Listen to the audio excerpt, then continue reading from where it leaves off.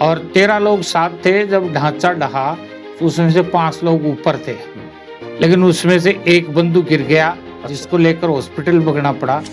जो बीबीसी के संवाददाता वो ऊपर से उसको सारा रिकॉर्ड कर रहा था, सीता रसोई के ऊपर से। अच्छा, हम सीता रसोई के ऊपर चले गए क्योंकि हमें पता चला कि कोई ना कोई गुप्त रिकॉर्ड कर रहा है। तो वो हम तो देख ही रहे थे। इससे पहले 4 कार्यकर्ताओं ने उसका कैमरा नष्ट कर दिया। अच्छा। कि तू यार भेजेगा कहीं।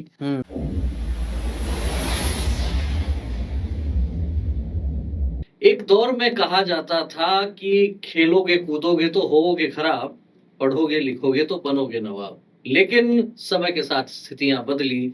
अलग अलग खेलों में जिस तरीके से लोग आगे बढ़ रहे हैं, एक बार फिर से उस पटरी पर लोग आते हुए दिख रहे हैं, उस ढर्रे पर लोग आते हुए दिख रहे हैं कि खेलों की तरफ भी बड़ा कैरियर बनाया जा सकता है। नमस्कार, मैं हूं विवेकानंद और आप देखना शुरू कर चुके हैं हमारी खास पेशकश 100 बरस संघ के 100 कहानियां संघर्षों की। इसके प्रारंभ में मैंने जो बात कही खेलों को लेके, वो इसलिए कही क्योंकि इस श्रृंखला के तहत आज हम जिन व्यक्तित्व के साथ बात करने वाले हैं वे जुड़े हुए हैं खेलों से। आप सोचेंगे संघ और खेल, आखिर ये क्या बात है? संघ की शाखा में तो खेल खेले जा सकते हैं, लेकिन उसके इतर इतनी बड़ी बात संघ के कार्यक्रम को लेके, और यदि खेलों की बात होती है तो निश्चित रूप से बात कुछ विशेष है। और विशेष इसलिए है क्योंकि संघ के बड़े अधिकारी अक्सर एक बात कहा करते हैं कि संघ कुछ नहीं करेगा, स्वयंसेवक कुछ नहीं छोड़ेगा।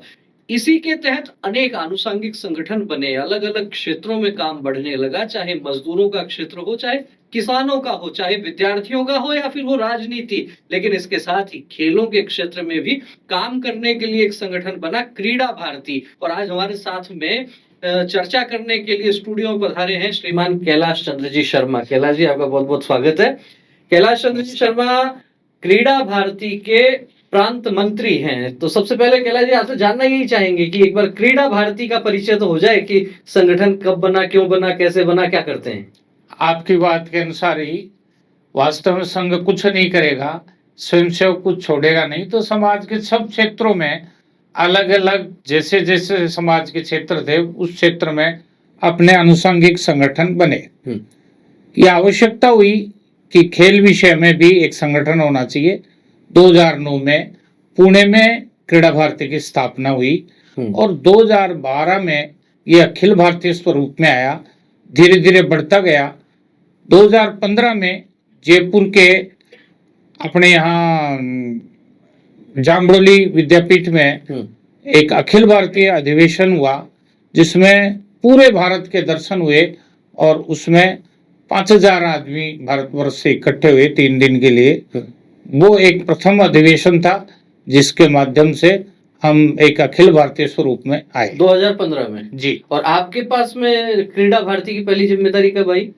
मेरे पास 2015 की जुलाई में ही आई। अच्छा। मैं सह प्रांत मंत्री के नाते जुड़ा था। अच्छा। संघ ने ही आदेश दिया था अपनी प्रांत बैठक में जी कि मैं इस ओर काम करूं, तो उस समय से मैंने काम शुरू किया। संघ में आपने काम किया लंबे समय तक, अलग अलग आपके पास जिम्मेदारियां रही। जानना ये चाहेंगे कि आखिर राष्ट्रीय स्वयंसेवक संघ से पहला परिचय कब हुआ, कैसे, क्या सीधे कहीं शाखा में जाना हुआ या वैचारिक रूप से कोई पढ़ने लिखने से कोई परिचय हुआ या किसी ने कुछ बताया?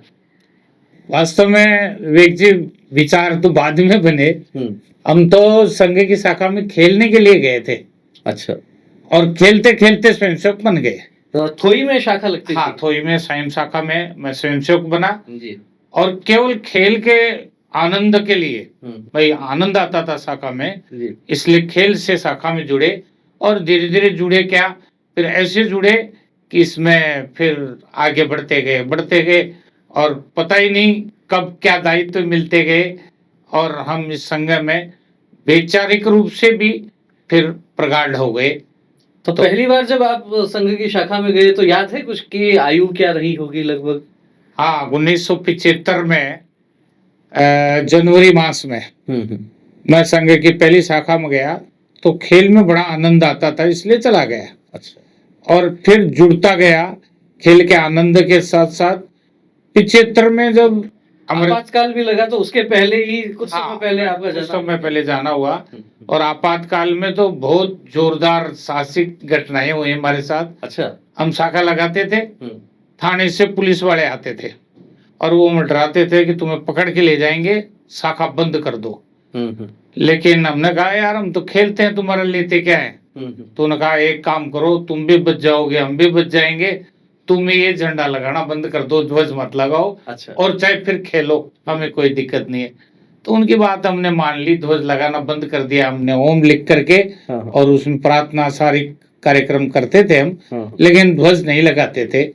फिर उनका आना बंद हो गया और हम शाखा हमारी बिल्कुल आपातकाल में भी शुरू रही शाखा। निश्चित रूप से इस घटना से समझा जा सकता है कि यदि आप पर पाबंदियां लगाई जाती हैं तो पाबंदियां कानून के आधार पर लगाई जा सकती हैं, लेकिन जिनके मन में भाव होता है तो उसमें से रास्ते भी कई तरह के निकलते हैं। जिस तरीके से आपातकाल के समय संघ पर प्रतिबंध लगा तो उस समय लोगों ने शाखा उसी प्रकार से लगाई लेकिन ध्वज लगाना बंद कर दिया, लेकिन भाव वही था। और संघ का काम केवल ध्वज से नहीं होता है, संघ का काम जो है वो होता है कार्यकर्ताओं के साथ संपर्क से, निरंतर मिलने जुलने से। राष्ट्रीय स्वयंसेवक संघ में कहा जाता है कि जो भगवा ध्वज होता है वो निरंतर प्रेरणा देता है, लेकिन प्रेरणा देता है वैचारिक रूप से। और वैचारिक रूप से आप जब चर्चा करते हैं, मिलते हैं, तो निश्चित रूप से ये विषय भी आगे बढ़ता है। आपने बताया जिस तरीके से बचपन में खेलों के माध्यम से आकर्षित होकर आप शाखा में जाने लगे। जी उस दौर में क्या कुछ नाम आपको ध्यान में आते हैं? आपके वहाँ जो गांव, थोई जो गांव है सीकर जिले का, उसमें जो शाखा लगाने वाले कार्यकर्ता कौन थे? कौन वो शाखा की गतिविधि संचालित करते थे? कोई प्रचारक भी आते थे? कुछ उस समय का कुछ प्रचारकों में जिला प्रचारक थे कैलाश जी भाई साहब, अच्छा वो आते थे और उनसे हमें बहुत सीखने को मिला। नियमित शाखा जाना, संघ के प्रति वैचारिक प्रगाढ़ता, वो कैलाश जी भाई साहब की प्रेरणा से ही मिली। जी स्थानीय कार्यकर्ताओं में तो सब हम साथी ही थे, कोई बहुत बड़ा कार्यकर्ता नहीं था। केवल कैलाश जी भाई साहब महीने में एक बार आते थे और उनकी प्रेरणा से हमने संघ की शाखा शुरू की। तो 75 में आपने शाखा में जाना शुरू किया। जी। शाखा में जाते जाते धीरे धीरे फिर कार्यकर्ताओं के विकास के लिए संघ में प्रशिक्षण वर्गों की जो योजना रचना होती है, तो पहले पहले कौन से वर्ग में जाना हुआ, कब जाना हुआ, कुछ ध्यान आ रहा है? सन 80 में 2 जिलों का प्राथमिक वर्ग लगा था। नवलगढ़ के पास मोरू का बाड़ा है अच्छा एक कुआ है, अच्छा स्थान है, संस्कृत विद्यालय है।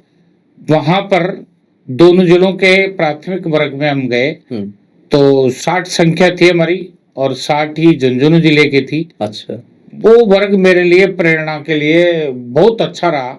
वहां से मैं बिल्कुल मजबूत रूप से संघ का स्वयंसेवक बनकर कुछ करूंगा, ऐसी प्रेरणा मन में जगी। तो ये प्राथमिक वर्ग हो गया 1980 में। जी। उसके बाद में फिर प्रथम वर्ष, द्वितीय वर्ष, तृतीय वर्ष भी हुए होंगे। वो कब कब क्या हुए?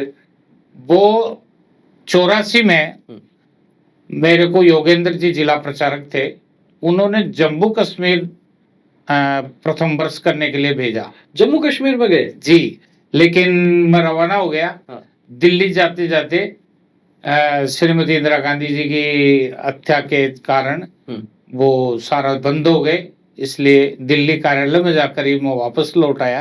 अच्छा इसके बाद में 1985 में जयपुर आदर्श विद्या मंदिर राजा पार्क से प्रथम वर्ष, 86 में आदर्श विद्या मंदिर राजा पार्क से द्वितीय वर्ष और इसके बाद नागपुर से तृतीय वर्ष 87 में किया। 1987 में तृतीय वर्ष हो गया। लगातार किए मैंने तीनों वर्ष। ये जो आप बता रहे थे प्रथम वर्ष के लिए जम्मू कश्मीर भेजने की जो बात है, तो उस समय राजस्थान में भी तो वर्ग होते होंगे। जम्मू कश्मीर राजस्थान के वर्गों में हमारी परीक्षाएं चल रही थी, एसटीसी कर रहा था मैं। अच्छा। तो परीक्षा होने के कारण नहीं जा पाया। तो योगेंद्र जी भाई साहब जिला प्रचारक थे, उन्होंने कहा जाओ जम्मू से करके आओ। अच्छा। मैं घर से रवाना हो गया सारा सामान लेकर, लेकिन दिल्ली जाते जाते और वो एकदम से बंद हो गए सब। हाँ। 2 दिन कार्यालय में रुक करके और फिर मैं वापस आ गया। वर्ग ही कैंसिल हो गया जी। तो ये तो आपका प्रशिक्षण हुआ। तो प्रशिक्षण में जैसे आपने प्रथम वर्ष, द्वितीय वर्ष, तृतीय वर्ष, बहुत अधिक अंतर नहीं रहा, सामान्यतः लगातार ही हो गए, 2-3 वर्षों का अंतर रहा। उस दौर में जो संघ शिक्षा वर्ग होते थे उसके बाद आप लंबे समय तक वर्गों में शिक्षक भी रहे हैं, जहां तक मेरे को जानकारी है। शिक्षक रहे हैं। क्या लगता है उस दौर में जो 80 का दशक था, 90 का दशक था, उस समय जो संघ शिक्षा वर्ग होते थे और अब आज के इस दौर में जो वर्ग होते हैं, कुछ अंतर आपको लगता है? कुछ अंतर वैचारिकता का तो कुछ नहीं है, लेकिन शारीरिक थोड़ा कम हुआ है। अच्छा। पहले शारीरिक में जैसे तलवार भी सिखाते थे, फिर उसके स्थान पर बेत्रचरम आ गया, नियुद्ध नहीं था, नियुद्ध इधर जुड़ गया, यानी पहले कठोर व्यायाम ज्यादा था। अच्छा। थोड़ा सा शारीरिक कम हुआ है, बाकी समता अच्छी हुई है इन दिनों में जी। समता का अच्छा आधुनिकरण भी हुआ है। बाकी पुराने जो विषय थे वो चाकू चलाना, तलवार चलाना, ये बदल हुए हैं थोड़े।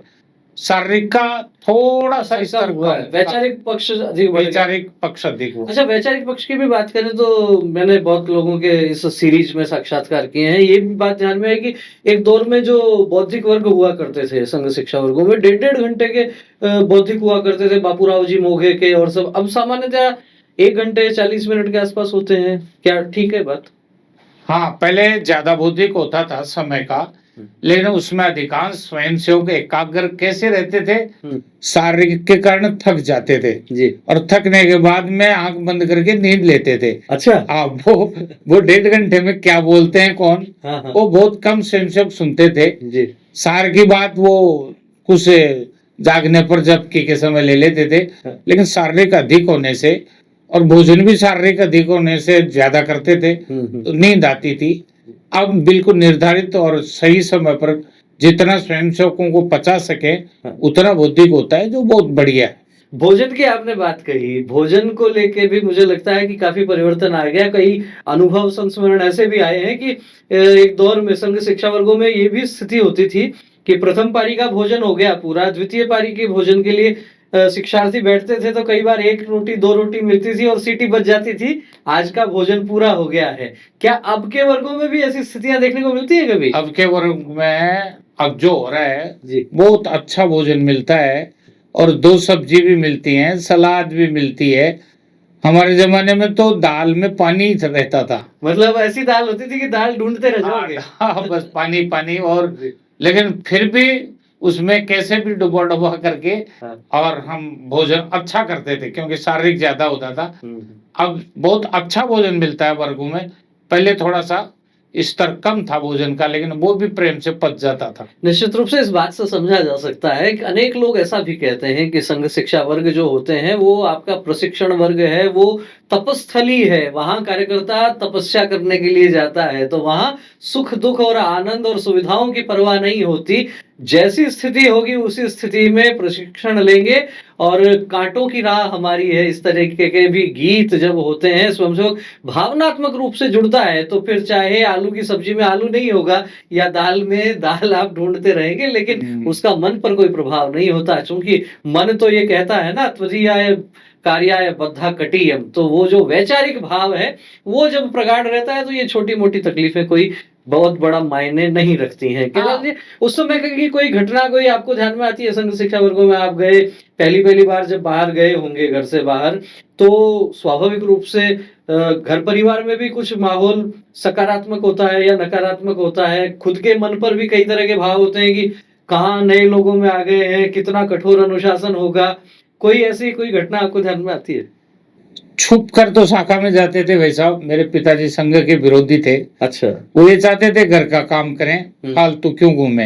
लेकिन फिर भी मैं तो मानता हूँ कोई ईश्वरीय प्रेरणा थी कि पिताजी के विरोध के बावजूद भी मैं संघ में जुड़ा और वर्गों में आया। और वर्गों में एक बार आने के बाद लंबे समय तक, लगभग 29 वर्ष मैं शिक्षक रहा, जिसमें 25 वर्ष प्रथम वर्ष में, अच्छा 2 वर्ष द्वितीय वर्ष में और 2 बार तृतीय वर्ष में भी शिक्षक रहने का सौभाग्य। 29 वर्ष लगातार शिक्षक रहे? लगातार शिक्षक रहे। अपने आप में दर्शकों के लिए बहुत बड़ी जानकारी हो सकती है। 29 वर्ष तक लगातार शिक्षक रहने का मतलब आप समझते हैं, हर वर्ष संघ शिक्षा वर्ग जो है सामान्यतः प्रथम वर्ष और द्वितीय वर्ष 20-20 दिन के हुआ करते थे और तृतीय वर्ष 1 महीने का हुआ करता है।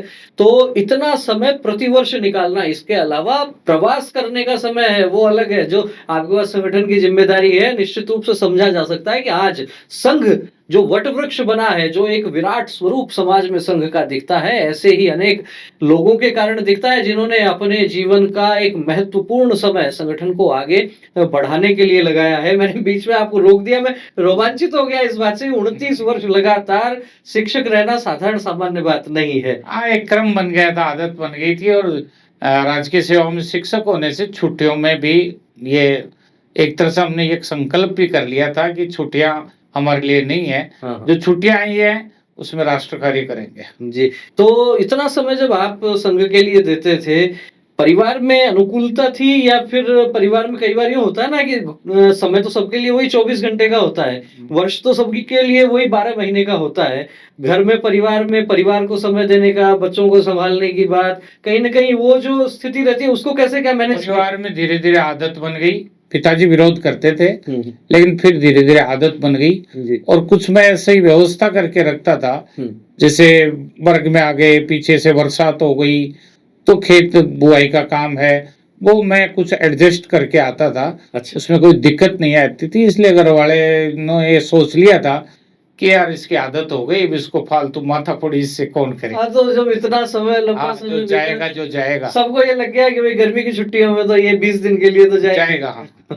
अच्छा, ये जब संघ शिक्षा वर्गों में भी जाना हुआ, प्रशिक्षण भी हुआ, शिक्षक भी रहे लंबे समय तक, उस दौर में जिम्मेदारियां क्या-क्या रही है आपके पास में संघ में?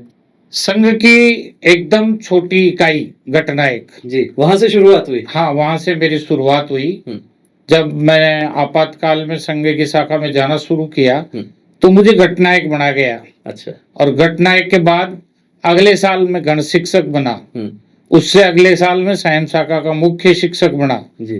फिर उस शाखा का कार्यवाह, मंडल कार्यवाह, हुँ, उस समय का खंड कार्यवाह, जो ब्लॉक आज खंड कार्यवाह तहसील को कहते हैं, हाँ, हाँ, उस समय छोटी इकाई थी तहसील से। जी। इसके बाद में तहसील कार्यवाह, हुँ, तहसील कार्यवाह के बाद में जिला बौद्धिक प्रमुख, जिला शारीरिक प्रमुख, जिला सह कार्यवाह, जिला कार्यवाह, फिर विभाग का बौद्धिक प्रमुख, जी। विभाग शारीरिक प्रमुख, हुँ। और इसके बाद में मैं क्रीड़ा भारती में मुझे दायित्व। जिला कार्यवाह कितने समय तक रहना हुआ होगा वैसे? जिला कार्यवाह में 11 वर्ष रहा। 11 वर्ष सीकर जिले के जिला कार्यवाह हाँ, रहे। सीकर जिले के जिला कार्यवाह रहा।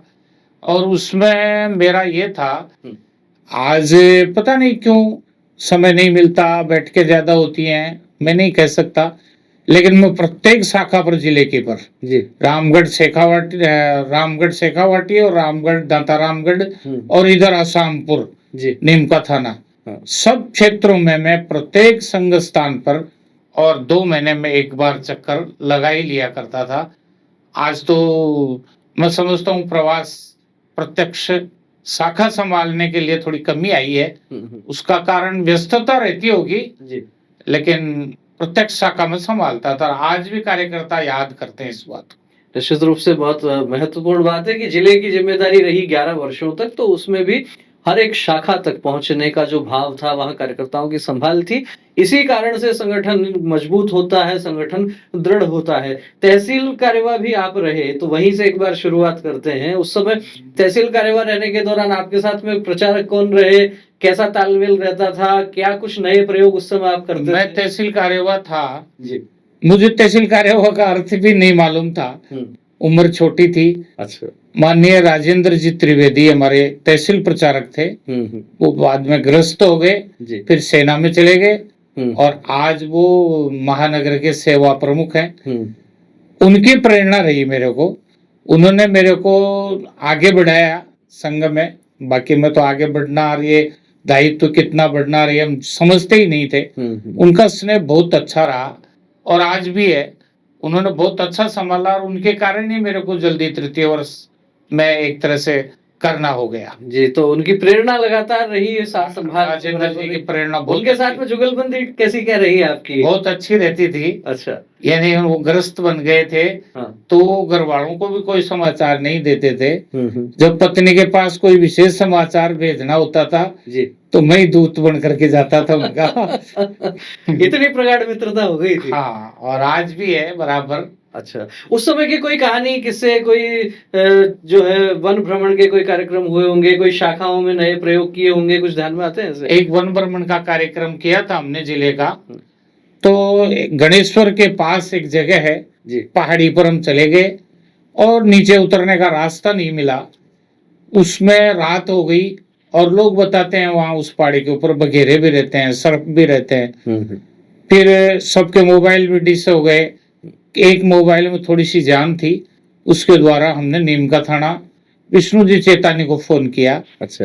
तो वो रात को कुछ साधन लेकर आए, कोई लंबी दूरी की बैटरियां लेकर आए और रात को कोई 1:30 बजे जाकर कैसे जैसे उन्होंने लाइटें डाल डाल करके हमको नीचे उतारा। हाँ, उस समय विभाग प्रचारक गजेंद्र सिंह जी भी हमारे साथ थे। अच्छा, अच्छा। तो उस दिन तो बड़ा कठिनाई था, पानी भी समाप्त हो गया था हमारे पास। 1:30 बजे आकर हमने भोजन किया और फिर आराम किया। वो हमें भय भी लग रहा था और एक वो प्रेरणादायी साहसिक अभियान भी बहुत था। रोमांचक वो यात्रा हाँ, होगी, एडवेंचर। उसमें जैसे कोई जहरीले सर्प ने डस लिया होता तो कोई समाप्त हो सकता था या फिर कोई जंगली जानवर आ जाता। तो वो वास्तव में रोंगटे खड़े हो जाते हैं उस घटना के बाद जी। कि लेकिन हमें प्रेरणा मिली कि ईश्वर चाहता है तो संघ कार्य ऐसे भी कठिनाइयों में किया जा सकता है। 11 वर्ष तक आप जिला कार्यवाह रहे। उस दौरान जिला प्रचारक कौन-कौन रहे, विभाग प्रचारक कौन रहे, उनके साथ में तालमेल कैसा क्या रहा? विभाग प्रचारक गजेंद्र सिंह जी रहे, उनसे भी अच्छा तालमेल था।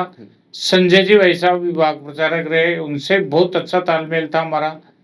प्रचारकों से कभी किसी से कोई हमें वो खिन्नता नहीं रही। प्रचारकों से सबसे स्नेह व्यवहार अच्छा रहा। और जिला प्रचारक कौन-कौन रहे, किन-किन के साथ में काम करने का अवसर? जिला प्रचारक एक तो अजय जी भाई साहब भी जिला प्रचारक थे, बाद में विभाग प्रचारक हो गए। जी। और एक भाई साहब थे वो झुंझुनू जिले के। अशोक जी काम्बोज?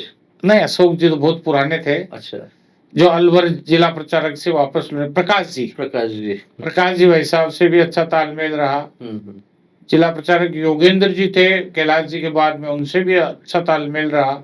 अच्छा, कोई ऐसे पुराने प्रचारक कोई ध्यान में आते हैं जिनका आपके मन पर, आपके व्यक्तित्व पर बहुत गहरा प्रभाव पड़ा हो, कि आपको लगता हो कि हाँ, ये कार्यकर्ता संगठन के लिए काम करने के लिए तो आदर्श कार्यकर्ताओं की संभाल करने वाले, एक युवा मन में या बाल मन में एक जुड़ाव हो ही जाता है, एक आदर्श हम जो देखते हैं, ऐसे कोई चाहे अखिल भारतीय स्तर के हों, चाहे प्रदेश स्तर के हों या आपके जिले के हों, कोई प्रचारक ऐसे ध्यान में आते हैं? पद्धति से काम करना हमने अजय जी से सीखा। अच्छा। अजय जी भाई साहब ने कपड़े पहनने से लेकर, बैग जमाने से लेकर, पद्धति से प्रवास करना और सारे काम एकदम सिस्टम से करना हमने उनसे सीखा। आज भी उनका स्वरूप हमें वंदनीय मानते हैं हम उनका।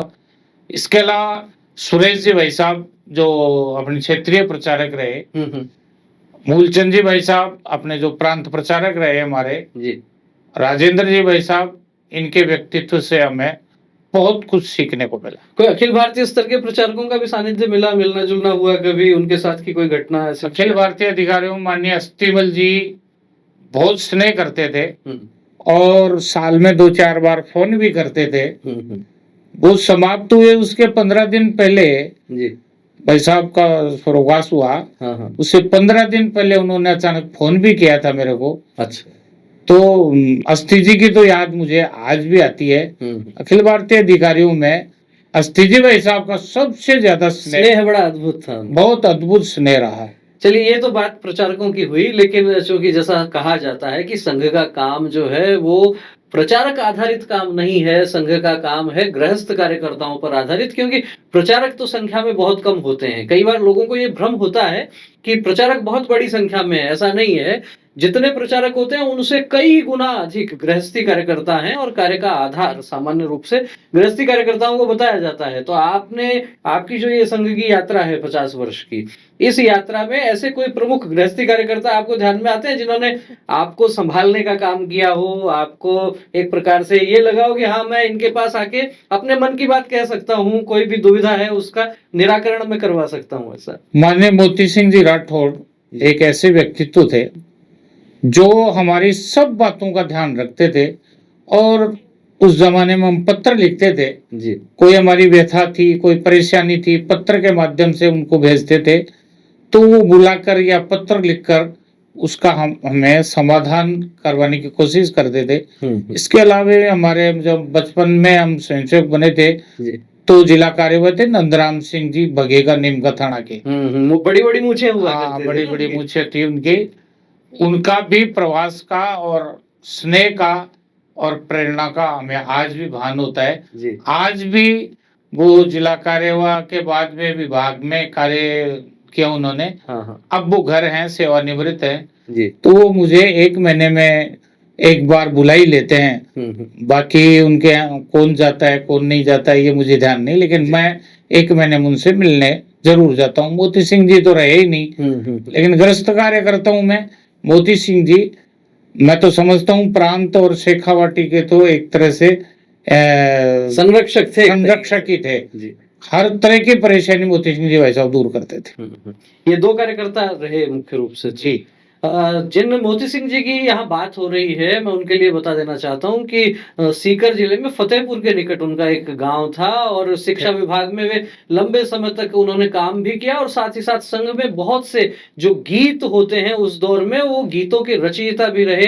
सोनेरी चिड़कली रे जैसे गीत उन्होंने लिखे और निश्चित रूप से कार्यकर्ताओं की सार संभाल के मामले में बहुत अद्वितीय कार्यकर्ता थे। क्षेत्रीय कार्यवाह तक की शायद जिम्मेदारी रही होगी ना उनके। हाँ, प्रांत कार्यवाह रहे, प्रांत कार्यवाह रहे, क्षेत्रीय कार्यवाह भी रहे। इसके बाद में विभाग संघ चालक, स्वास्थ्य खराब हो गया जी विभाग संघ चालक रहते, उनका स्वर्गवास हुआ।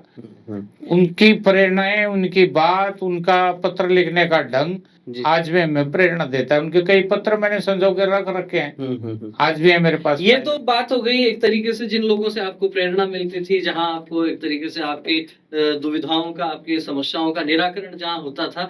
आपकी टीम की बात करें, टोली की बात करें, तो एक प्रकार से संघ में कहा जाता है कि काम बढ़ता है मित्रता के आधार पर, और आपकी टीम में जो आपका मित्रवत व्यवहार रहता है उसके आधार पर भी काम बहुत बढ़ता है। तो ऐसे आप जब जिला कार्यवाह थे या तहसील कार्यवाह थे, उस समय की आपकी टोली के कुछ लोग ध्यान में आते हैं? हाँ, मेरे टोली में एक तो लालचंद जी सैनी जी जो मेरे ही गांव के हैं, सैनीपुरा थोई के जी वो थे।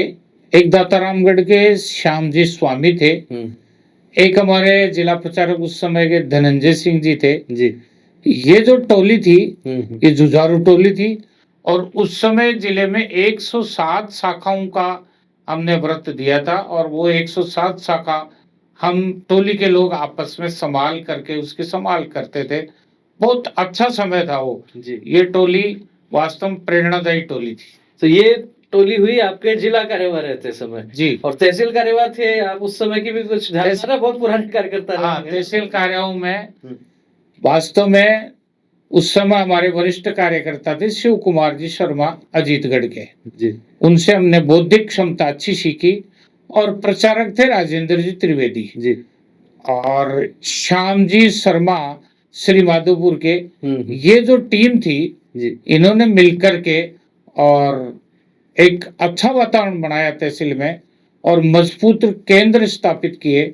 उस समय तहसील में 18 शाखाएं चलती थी। अच्छा, तो श्याम जी भी उस समय आपकी टीम में थे? जी। प्रहलाद जी सोमानी भी उसी समय थे? हाँ, प्रहलाद जी सोमानी भी थे, लेकिन प्रहलाद जी उस समय कम मिलता था इसलिए नगर से बाहर नहीं निकल पाते थे। अच्छा। लेकिन बाकी कार्यकर्ता बाहर भी प्रवास करते थे। आपने जैसे बताया लंबे समय तक संघ शिक्षा वर्गों में शिक्षक के रूप में भी गए, तहसील कार्यवाह, जिला कार्यवाह भी 11 वर्ष तक रहे, बहुत बड़ा कालखंड रहा। उसके बाद में जब आपको इस संगठन श्रेणी से सीधे क्रीड़ा भारती में जिम्मेदारी देने की बात हुई, और जब जिम्मेदारी मिल ही गई, बात क्या हुई, जिम्मेदारी जब मिल गई तो मन पर कैसा क्या प्रभाव पड़ा? क्योंकि अलग तरह का काम हो गया होगा ना थोड़ा। एक मानव स्वभाव है, और मानव स्वभाव में स्वाभाविक है कि जब मैं संघ में बिल्कुल सक्रियता से काम कर रहा हूँ जी, तो मुझे इधर क्यों भेजा।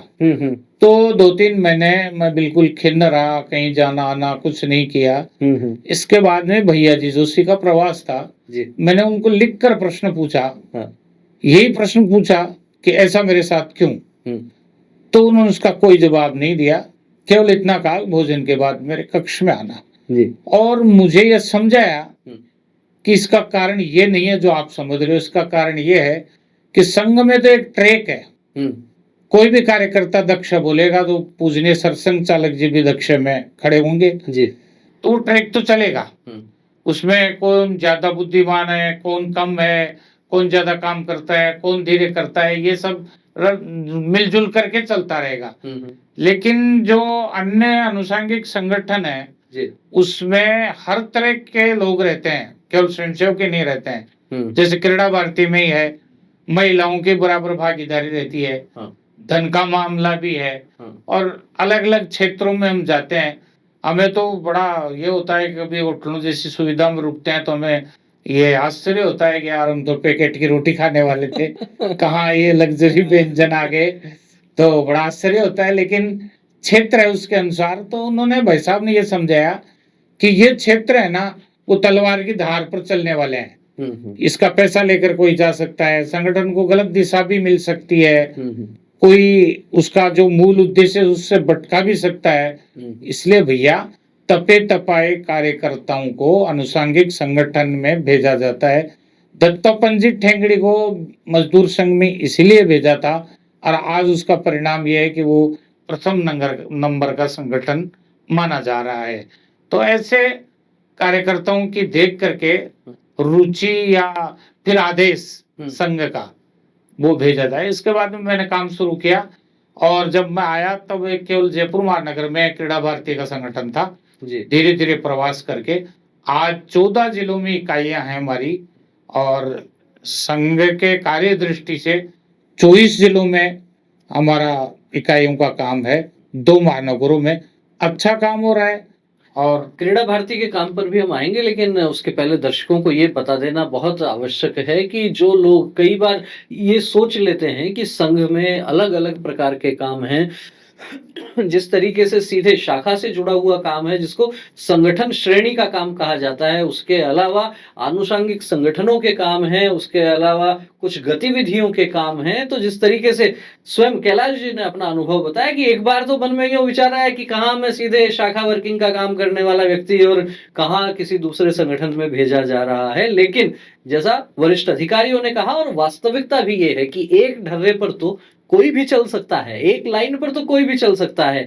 जो लोग संघ के विचार से अनभिज्ञ हैं, सामान्य समाज में जाकर और फिर संघ के विचार के अनुकूल आप काम खड़ा करें, ये काम हर किसी के बस का नहीं है। इसके लिए विशेष रूप से जैसा शब्द का उपयोग हुआ, तपे तपाए हुए और विचारधारा में पूरी तरह से रचे बसे लोग, और जिनमें कुछ न कुछ विशेष योग्यता होती है कि केवल संघ के कार्यकर्ताओं के बीच नहीं, सामान्य समाज में जाकर जिनको काम करना है, ऐसे लोगों को गतिविधियों में भेजा जाता है, ऐसे लोगों को आनुषंगिक संगठनों में भेजा जाता है, और वहां जाकर वे संघ के कार्यकर्ता अपनी रीति नीति से सबको अपना बनाकर और संगठन का विस्तार करते हैं। जैसे क्रीड़ा भारती के बारे में अभी कैलाश जी ने बताया, प्रारंभ में काम शुरू ही हुआ था, लेकिन प्रवास से, स्नेह से, संपर्क से उस संगठन को आगे बढ़ाने के लिए ये लगे हुए हैं। अभी जानना ये चाहेंगे कि क्रीड़ा भारती जो संगठन है उसका गठन कैसे हुआ, वो भी आपने बताया, काम कितना बढ़ गया है वो भी आपने बताया, गतिविधियां क्या होती है, करता क्या है क्रीड़ा भारती, किस प्रकार के आयोजन होते हैं? क्रीड़ा भारती की शुरुआत तो सूर्य नमस्कार से हुई थी जी। सूर्य नमस्कार एक बहुत उपयोगी व्यायाम है, और मैं तो ये कहता हूँ कि सारे खेलों में ऊर्जा समाप्त होती है, खर्च होती है। सूर्य नमस्कार से ऊर्जा रिचार्ज होती है शरीर में जी। उसको हमको समाजव्यापी बनाना था। उस समय सूर्य नमस्कार से हमने शुरू किया। अच्छा। फिर तय हुआ कि 5 तरह के कार्यक्रम हम करते हैं। शुरुआत करते हैं हम हनुमान जन्मोत्सव से। अच्छा। ये हमारा सत्र की शुरुआत है, जो चैत्र शुक्ल की पूर्णिमा को आता है। इसके बाद में योग दिवस हमारा एक कार्यक्रम है जिसमें योग करवाते हैं। योग को भी अब समाज में स्थापित विश्व में ही स्थापित हो रहा है। हाँ। तो एक तरीके से देखते हैं। और तीसरा कार्यक्रम आता है खेल दिवस 29 अगस्त को। ध्यानचंद जी के जन्मदिन के रूप में हम उसको मनाकर सब जगह खेलों का आयोजन करते हैं। एक साल में हम एक जीजा माता पुरस्कार का आयोजन करते हैं, जिसमें खिलाड़ियों के माता का सम्मान करते हैं बुलाकर। अच्छा। तो माता बड़ी प्रसन्न होती है कि उस वास्तव में खिलाड़ी को तैयार करने वाली तो माता ही होती है। उसका पोषण करती है, उसका भोजन पानी का ध्यान रखती है, इसके कपड़ों का ध्यान रखती है। ठीक बात। तो माता का जब सम्मान होता है तो बहुत अच्छा लगता है। और इसके बाद एक साल में एक कार्यक्रम क्रीड़ा ज्ञान परीक्षा का होता है, जिसमें अच्छे पुरस्कार देते हैं हम। जो प्रांत में राष्ट्रीय स्तर पर आता है उनको उनको पुरस्कृत करते हैं, सम्मानित करते हैं, प्रमाण पत्र देते हैं। एक कार्यक्रम वो आता है। ऐसे 5 कार्यक्रम हम नियमित रूप से करते हैं। और अब तो सूर्य नमस्कार का योग का तो हमने आधार बनाकर इसको समाजव्यापी बना दिया है लगभग। जी, तो निश्चित रूप से समझा जा सकता है कि पूरे वर्ष भर का एक कैलेंडर तैयार हो हाँ, गया है। कैलेंडर अच्छा, तैयार। एक मेरी जिज्ञासा है, व्यक्तिगत जिज्ञासा है, हो सकता है बहुत से दर्शकों के मन में भी ये भाव आता हो। क्रीड़ा भारती संघ से जुड़ा हुआ संगठन है और संघ के कार्यक्रमों में सामान्यतः देखा जाता है तो संघ की शाखाओं में जिस तरीके से सूर्य नमस्कार होता है, कबड्डी जैसे खेल होते हैं या पारंपरिक खेल, ऐसे खेल होते हैं जिनमें किसी साधन की, किसी उपकरण की आवश्यकता नहीं होती है। वहीं दूसरी तरफ आज यदि आप देखते हैं सामान्य समाज में क्रिकेट का जो बोलबाला है, चाहे आईपीएल की बात कर लो आप, चाहे वर्ल्ड कप की बात कर लो, इतना क्रेज है उसको लेके। क्रीड़ा भारती क्या सोचती है इस विषय को लेके? क्रिकेट का जो क्रेज है उसके समकक्ष दूसरे खेल क्यों नहीं आ पा रहे हैं वहां? साथ के साथ बात करें राष्ट्रीय खेल की तो वो भी बहुत अंतर नहीं लगता है? हमारा खेल गीत है क्रीड़ा भारती का। जी। खेल सभी हम अपनाएंगे, हम्म। जनमानस तक पहुंचाएंगे, जी। विजय पताका फहराएंगे, स्वाभिमान का युग लाएंगे। जी। खेलों की दुनिया में होगा प्रथम हमारा खेल। यानी प्रथम तो हमारा खेल है स्वदेशी, जी। वही होगा जिसमें कोई पैसा नहीं लगता। आज कबड्डी खेलते हैं, हाँ। 1 पैसे की जरूरत नहीं है। जी। लेकिन हमें किसी खेल से घृणा नहीं है। आज क्रिकेट को भी हम स्वाभाविक आनंद से खेलते हैं, उसका विरोध नहीं करते हैं। लेकिन प्रथम हमारा स्वदेशी खेल ही है। आज क्रीड़ा भारती ने अभियान लिया है अभी कि हम 2036 के ओलंपिक में जो भारत में होगा जी। उसमें कबड्डी को खेल के रूप में शामिल करवाने का प्रयास करेंगे। और इसके लिए अब से ही प्रयास कर दिया है कि इस साल हम संपूर्ण भारतवर्ष में एक-एक जिले में 100-100 जगह कबड्डी के मैच करवाएंगे और एक कबड्डी का महाअभियान लेकर एक वातावरण बनाएंगे कि सरकार उस वातावरण के कारण इस खेल को ओलंपिक में शामिल कर दे 2036 के। तो ये समझा जा सकता है कि अब क्रीड़ा भारती जो है वो कबड्डी के खेल को प्रमोट करने के लिए भी काम करेगा। जी। तो कबड्डी का तो एक खेल हो गया, इसके अलावा भी कुछ और खेलों पर भी विशेष नजर है? हाँ, इसके अलावा जो पारंपरिक खेल हैं जिनके अपन नाम ही जानते हैं, कई तो विलुप्त हो गए। जैसे एक पेड़ पर चढ़कर खेलने का खेल है, जिल्ली डंका बोलते हैं उसको। उसको हम प्रैक्टिकल में करके बताते हैं लोगों को। गिल्ली डंडा जो खेल होता था वो गलियों में सम्मिलने खेलते थे जी। उसको भी हम बाकायदा बताकर कराते हैं। सतोलिया खेल है, उसका भी हम बराबर विकास कर रहे हैं। ये कंचे खेलना था, गोली खेलना, इसको भी हम खिलाते हैं। अच्छा। यानी हाँ, जो पुराने जो भी खेल थे जिनके माध्यम से आनंद आता था बालकों को, समाज के लोगों को, ऐसे सब खेल जनमानस तक पहुंचाने का हमारा एक तरह से अभियान शुरू हो चुका है। और वो खेल हम हमारे केंद्रों पर खिलाते हैं। हमारे जो क्रीड़ा केंद्र चलते हैं शाखा की तरह, वहाँ हम ऐसे खेल खिलाते हैं। बहुत महत्वपूर्ण बात है कि पुराने पारंपरिक खेल, चाहे कंचे हो, चाहे सतोलिया हो, इस तरह के खेल, खो खो हो गए और जिनमें बहुत अधिक कोई उपकरणों की आवश्यकता नहीं है, कबड्डी जैसे है, इन खेलों को फिर से एक बार जनमानस में ये आने लगे। और खेलों का तो बड़ा महत्व है, जितनी चर्चा की जाए उतनी ही कम है। अनेक चिकित्सक भी ऐसा कहते हैं कि यदि कोई विद्यार्थी डिप्रेशन में आ रहा है, कोई स्ट्रेस में आ रहा है, उसको 1 घंटे खुले मैदान में भेजिए आप। वहां जब दौड़ेगा, भागेगा, खेलेगा, पसीना निकलेगा और जब आनंद के साथ वो वहां खिलाएगा तो जो दवा काम करती है उससे ज्यादा काम ये आपका खेल करता है। निश्चित रूप से खेल हमारे जीवन का लंबे समय तक अंग रहे हैं, लेकिन अब आज की जो भागदौड़ भरी जिंदगी है, चाहे कर्मचारियों की बात करें तो 12-12 घंटे, 16-16 घंटे जो कार्यालयों में बैठे रहते हैं, उनके लिए भी खेल जरूरी है। और विद्यार्थियों को यदि अपनी ग्रहण करने की क्षमता बढ़ानी है, याददाश्त बढ़ानी है, जल्दी सीखने की आपको कला विकसित करनी है, तो भी आपको खेल के मैदान में जाना पड़ेगा। बहुत लंबी चर्चा ये हो सकती है। कैलाश जी, आप चाहेंगे, लगभग 5 दशक का आपका अनुभव है संघ का, जानना ये चाहेंगे कि उस दौर में, आज के दौर में क्या कुछ अंतर महसूस होता है? जब चले थे छोटे से बालपन में एक शाखा में जाने लगे थे और आज क्रीड़ा भारती का काम आप कर रहे हैं, कितना अंतर आ गया है? अंतर तो वैसा खूब आया है। आज जो समाज जुड़ रहा है संघ में, वो संघ की ख्याति के कारण जुड़ रहा है कि संघ बहुत अच्छा संगठन है, चलो उसको ज्वाइन करते हैं अपन। लेकिन हम जुड़े थे तो हमें पता ही नहीं, खेल में जुड़ गए हम तो। और बाद में प्रगाढ़ता आई। उसका आधार था कहीं ना कहीं किसी कार्यकर्ता और प्रचारक का स्नेह और संपर्क। जी। प्रचारकों का स्नेह और संपर्क के कारण कार्यकर्ता आग के कुएं में कूद जाते थे। मैं आपको उदाहरण बताऊं कि इमरजेंसी में ऐसे थे कि आपको गिरफ्तारी देनी है, कार सेवा में आपको जाना है, कार सेवा में कोई खीर पूड़ी खाने तो जा नहीं रहे थे। हाँ, जान दांव पर लगाई हुई थी वो भी। कार सेवा में सबको पता है कि वहां मर भी सकते हैं। हाँ। लेकिन प्रचारक ने आह्वान कर दिया या कार्यकर्ता ने आह्वान कर दिया तो उसके स्नेह के कारण कार्यकर्ता कभी मना नहीं कर पाए और घर वालों से छुपकर भी कार सेवा में चले गए। जी।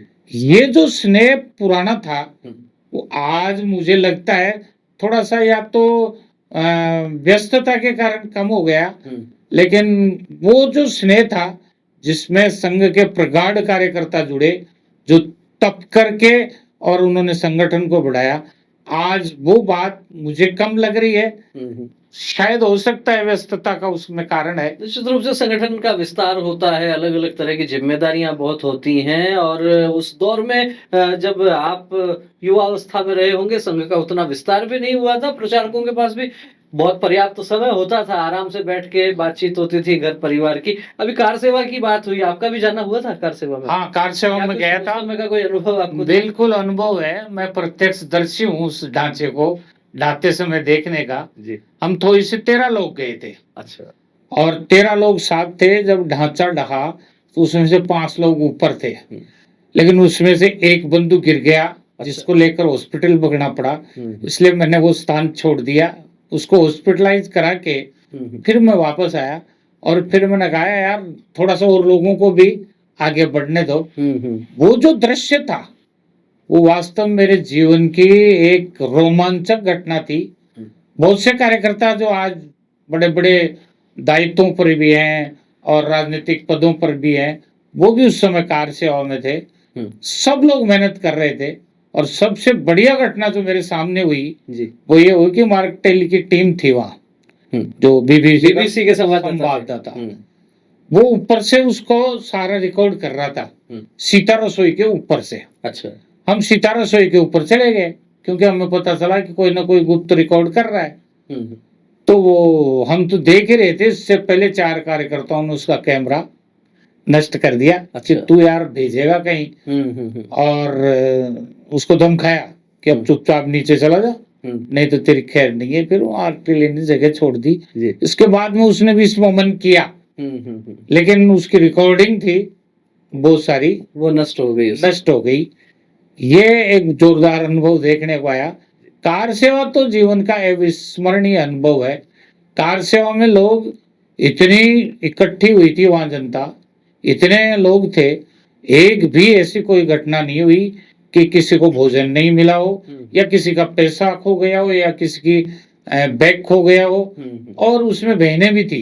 बहनों जब भीड़ में निकलती थी तो उनको रास्ता अपने आप कार सेवक देते थे कि बहन आ रही है, थोड़ा रास्ता दो। वो या तो उस धरती का चमत्कार था या संगठन का चमत्कार था या भगवान को वो काम करवाना था। एक भी निगेटिव घटना कोई कार सेवा में नहीं हुई, जबकि फर्श पर ही सोते थे, कोई अलग से व्यवस्था भी नहीं थी, बहनें भी सोती थी, कार सेवक भी सोते थे। लेकिन बहुत अच्छी घटना, कोई भगवान श्री राम का प्रताप। कार सेवा में जाना हुआ और आपके देखते देखते आपकी आंखों के सामने राम मंदिर भी बन गया। क्या बहुत कैसा मन का भाव रहा होगा जब राम मंदिर के दर्शन की संगठन ने व्यवस्था की थी जी। राजस्थान का प्रथम नंबर था दर्शन में, हम गए थे ट्रेन से। उस मंदिर को देखकर वास्तव में खूब आंसू आए कि हमने जो संकल्प किया था वो पूरा हुआ।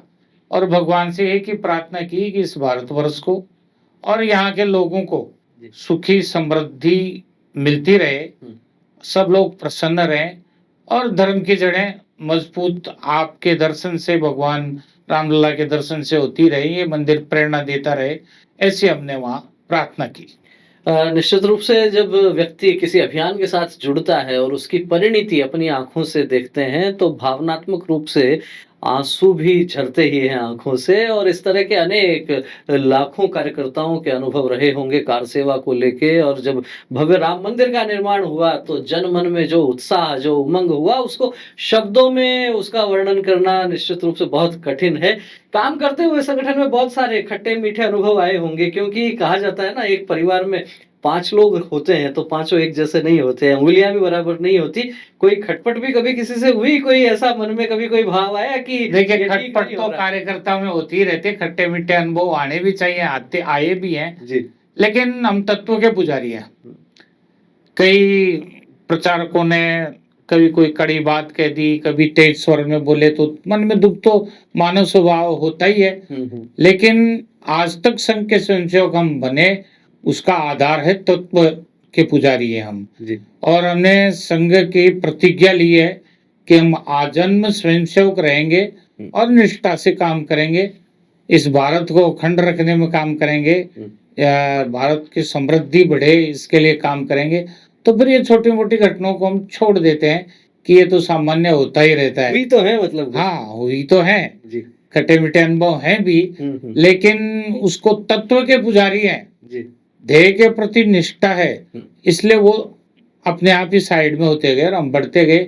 और अब भी मन में यही इच्छा है कि जब तक हैं, जी। तब तक इस काम को आगे बढ़ाएं, इस काम में अपना भी योगदान दें, तो धन्य समझे जाएंगे। निश्चित रूप से बहुत बड़ी बात है कि कोई भी संगठन 100 वर्ष तक कैसे जीवित रह सकता है, कोई भी संगठन 100 वर्ष तक कैसे आगे बढ़ सकता है, उसके पीछे भाव यही है कि व्यक्ति से नहीं जुड़े हैं, किसी व्यक्ति से मतभेद हो सकते हैं, किसी की बात बुरी लग सकती है, लेकिन हम उस संगठन से जुड़े क्यों हैं? तो राष्ट्रीय स्वयंसेवक संघ में भगवा ध्वज को गुरु बनाया गया है, शायद इसीलिए बनाया गया है कि व्यक्तियों में दोष कभी भी आ सकता है। आज कोई श्रेष्ठ आचरण करने वाला व्यक्ति हो सकता है, किसी दूसरे व्यक्ति के लिए वो विचार अनुकूल नहीं हो, इसीलिए संघ में ये कहा जाता है कि व्यक्ति निष्ठा नहीं तत्व निष्ठा चाहिए। आप व्यक्तियों से यदि जुड़ेंगे तो लंबे समय तक नहीं चल सकते, और यदि तत्व के साथ, विचार के साथ, ध्येय के साथ आप जुड़ते हैं तो निरंतर आगे बढ़ते रहते हैं। संकेत में इस प्रकार की बात मुझे जो समझ में आ रही है कैलाश जी की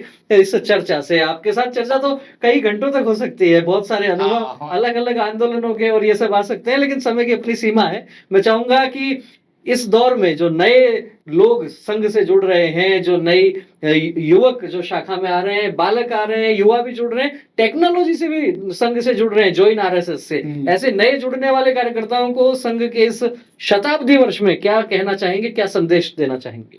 उनको मन से जुड़ना चाहिए, कोई स्वार्थ या प्रसिद्धि के लिए नहीं जुड़ना चाहिए। और संघ का जो साहित्य है जी। वो भी पढ़ना चाहिए, बौद्धिकता में भी ज्यादा ध्यान रखना चाहिए। और एक बात जो मेरे मन की है, वो मुझे पीड़ा भी है जी। कि पीड़ा तो आनी ही चाहिए। हाँ, वो है कि संघ की जो शाखा का आधार होता था पहले, कि बड़ा आग्रह नहीं दुराग्रह रहता था कि ये कार्यकर्ता शाखा के समय यहाँ क्या कर रहा है, ऐसा हमें पूछा जाता था जी। और हम उसको बहुत बुरा मानते थे कि कोई संघ का स्वयंसेवक होकर संघ की शाखा के समय कहीं और कहीं हो, उसको शाखा मिलना चाहिए। वो आधार धीरे धीरे नए कार्यकर्ता कम कर रहे हैं।